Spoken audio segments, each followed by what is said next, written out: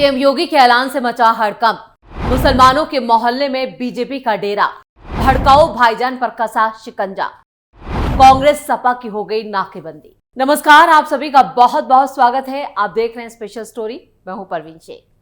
UP में विधानसभा चुनाव अभी दूर है, लेकिन चुनाव का एजेंडा अभी से सेट किया जा रहा है। यूपी में मस्जिदों के सर्वे, प्लेसेस ऑफ वर्शिप एक्ट और वक्फ बिल सुर्खियों में है। विपक्ष भी लगातार योगी सरकार पर इन तीनों मामलों को लेकर हमला कर रहा है। यूपी के संभल के लिए आने वाले 15 दिन भी काफी अहम हैं।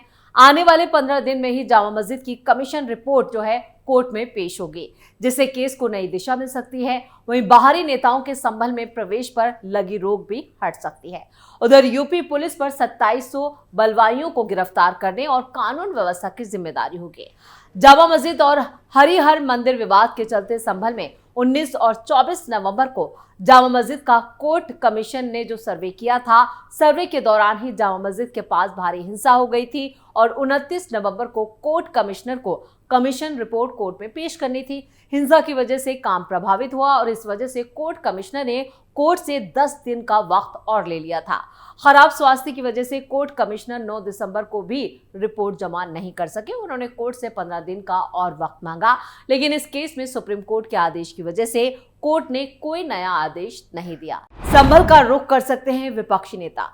अब 15 दिन के अंदर 25 जनवरी तक रिपोर्ट दाखिल होनी है। सर्वे रिपोर्ट किस पक्ष में जाती है, ये काफी अहम है।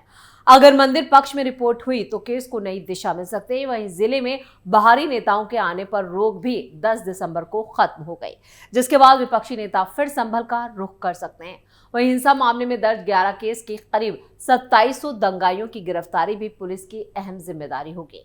पुलिस अब तक 39 आरोपियों को गिरफ्तार कर चुकी है। वहीं बाहरी नेताओं के प्रवेश को लेकर कानून व्यवस्था भी प्रशासन की जिम्मेदारी होगी। कुल मिलाकर आने वाले 15 दिन संभल के लिए काफी अहम होने वाले हैं। वहीं यूपी के विधानसभा चुनावों में इस बार जोर शोर से गूंजेगा योगी का नारा, यानी बटोगे तो कटोगे। सीएम योगी भी अपनी रणनीति इसी के आसपास बना रहे हैं। इसी के मद्देनजर बीजेपी ने यूपी में 2027 को फतह करने के लिए अपने संगठन में भी बड़े बदलाव किए हैं। तो कैसे यूपी में विपक्ष हो रहा है बेदम? क्या कांग्रेस यूपी में करेगी बड़ा उलटफेर? क्या अखिलेश के मंसूबे होंगे कामयाब? इन्हीं तमाम सवालों के जवाब हम देंगे अपनी इस स्पेशल स्टोरी में।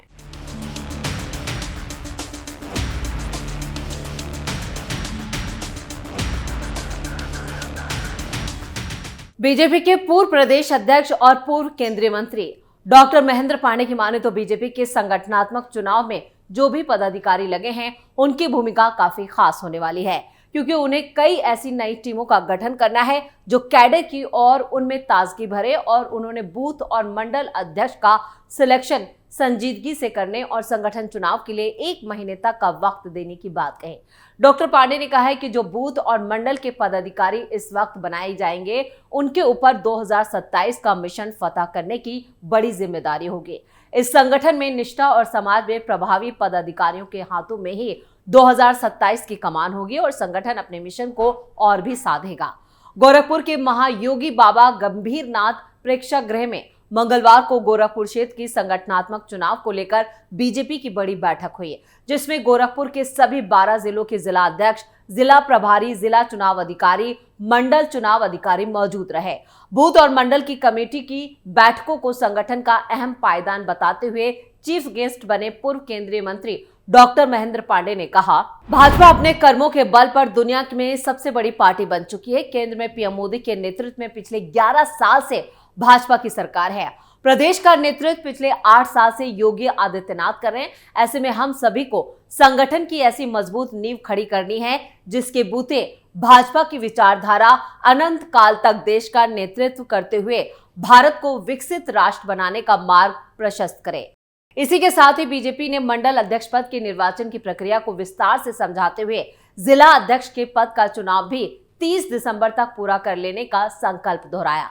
बैठक की अध्यक्षता करते हुए क्षेत्रीय अध्यक्ष सहजानंद राय ने मेहमानों समेत सभी पदाधिकारियों का स्वागत करते हुए प्राथमिक और सक्रिय सदस्यता अभियान में मिली कामयाबी की रिपोर्ट भी पेश की। उन्होंने बताया कि गोरखपुर में 34 लाख से ज्यादा लोगों ने बीजेपी की प्राथमिक सदस्यता ली है। इसी को आगे बढ़ाते हुए यूपी में बूथ स्तर पर भी बीजेपी काफी मजबूत है, जहां सपा और कांग्रेस काफी पीछे नजर आ रही है या कहे कि पूरी तरह से कमजोर नजर आ रही है। यूपी में इस बार 80-20 का खेल भी अपने उफान पर रहने वाला है, इससे इनकार नहीं किया जा सकता, क्योंकि मुसलमानों को भी अपने पक्ष में करने के लिए सीएम योगी आदित्यनाथ कई कार्यक्रम कर रहे हैं। ऐसे में अगर 80-20 होता है तो यहाँ पर ऐसा ना हो कि 20 बचे ही ना। 24,840 बूथों में से 19,932 बूथों का गठन किया जा चुका है और इसी तरह करीब 32,000 लोगों ने बीजेपी की सक्रिय सदस्यता ली है और यहाँ पर मुसलमानों की भी तादाद जो है इस संख्या में इजाफा कर रही है। क्षेत्रीय अध्यक्ष ने संगठन पर्व में सक्रियता के साथ सहयोग के संगठन के पदाधिकारियों का भी आभार जताते हुए आगे की प्रक्रिया में निष्ठा और ईमानदारी से काम करने का आह्वान किया। बैठक में प्रदेश के सह चुनाव अधिकारी कमलेश गौतम, प्रदेश मंत्री शंकर लाल लोधी ने भी इसे संबोधित किया। संचालन क्षेत्रीय मंत्री सुनील गुप्ता ने किया और इस मौके पर प्रदेश मंत्री शकुंतला चौहान, पर्यवेक्षक अक्षयवर लाल गोंड और सुरेंद्र नारायण ओड़े, क्षेत्रीय कोषाध्यक्ष पुष्पदत्त जैन और सिद्धार्थ शंकर पांडे, राहुल श्रीवास्तव प्रमुख रूप से मौजूद रहे। यूपी कांग्रेस में बड़े बदलाव, कांग्रेस के नेताओं को नई जिम्मेदारी, पूर्व सांसद विधायकों के नाम पर मंथन। उत्तर प्रदेश में 2027 में होने वाले विधानसभा चुनाव को लेकर कांग्रेस ने भी अपने संगठन को मजबूत करने की कवायद शुरू कर दी है। पिछले दिनों पार्टी नेतृत्व ने प्रदेश की सभी कमेटियों को भंग कर दिया था, जिसके बाद अब दोबारा इसके गठन की तैयारी शुरू हो चुकी है। इसके लिए राष्ट्रीय सचिव और यूपी के सह प्रभारियों को अहम भूमिका दी गई है, जो प्रदेश में सक्रिय नेताओं को चिन्हित कर अपनी रिपोर्ट देंगे। कांग्रेस पार्टी ने यूपी में सभी 6 सह प्रभारियों और इसकी जिम्मेदारी दी है, जो प्रदेश कार्यकारिणी के लिए सक्रिय नेताओं को चिन्हित करेंगे और उनको रिपोर्ट जो है तैयार करेंगे। नई कार्यकारिणी में अनुभवी नेताओं को बड़ी भूमिका दी जाएगी। इसके लिए कई पूर्व सांसद और विधायकों के नाम पर मंथन किया जा रहा है, जिन्हें संगठन की सक्रियता बढ़ाने के लिए आगे लाया जा सकता है। कांग्रेस प्रभारी तय करेंगे रिपोर्ट। कांग्रेस के राष्ट्रीय सचिव और सह प्रभारी धीरज गुज्जर, राजेश तिवारी, सत्यनारायण पटेल, तौकीर आलम और प्रदीप नारवाल और नीलांशु चतुर्वेदी को ऐसे सदस्यों को तलाश करने की जिम्मेदारी दी गई है, जो कार्यकर्ताओं के बीच जाकर फीडबैक लेंगे और एक रिपोर्ट तैयार करेंगे।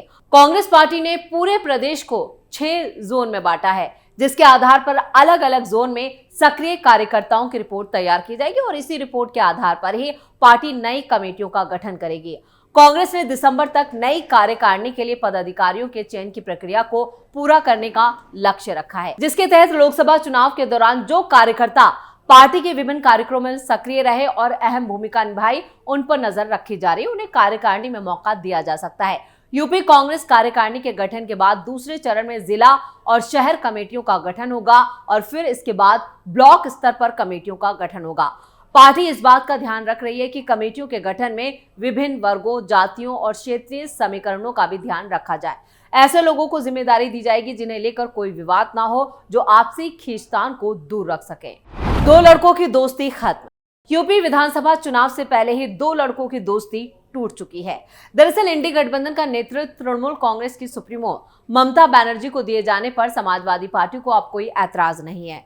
चुनावों में कांग्रेस की लगातार हार के बाद इंडी गठबंधन में जिस तरह से मतभेद और फूट देखी गई है, उसके बाद हालात और भी ज्यादा नाजुक बने हुए हैं। यही वजह है कि संसद के अंदर भी सपा कांग्रेस विभिन्न मुद्दों पर मजबूती के साथ एक साथ नहीं दिख रहे हैं।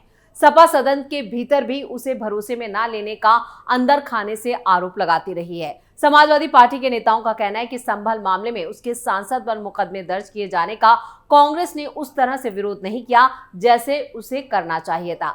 आपको बता दें कि लोकसभा में फैजाबाद में अयोध्या से सपा सांसद अवधेश प्रसाद की सीट पीछे होने पर भी दोनों दलों के रिश्तों में काफी ज्यादा कड़वाहट पैदा हो चुकी है। समाजवादी पार्टी का मानना है कि सिटिंग प्लान पर बात करते वक्त कांग्रेस ने उसे भरोसे में नहीं लिया।